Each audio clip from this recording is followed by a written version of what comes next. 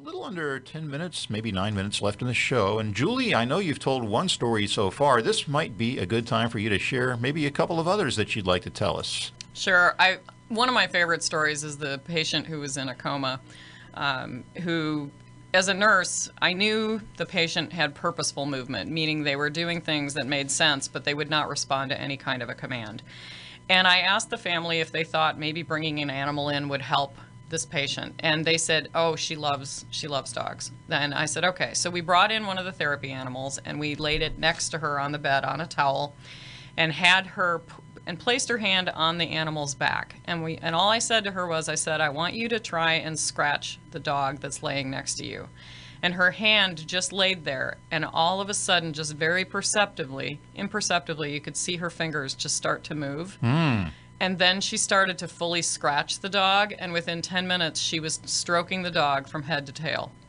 Hadn't opened her eyes, hadn't spoken, hadn't done anything else that was to a command except for that. And her family was all in tears. I was in tears. It was just an amazing moment. And the very next day, she came out of her coma. The very next day. The very next day. Amazing. Can you top that one, or at least break even with another story for us? That's one of my favorites, but go ahead. One of my favorites that I'd love for you to tell is about the gentleman that wasn't using his device to speak. There was a gentleman who had his larynx, or his voice box, removed, so he couldn't speak, and he needed to use an electronic voice box that he would put up to his neck to speak. Yeah. And he had been visiting with the therapy dogs for maybe about 5 or 10 minutes, and his wife was with him at the bedside, and his wife had done all the talking, and he had smiled and nodded the whole time.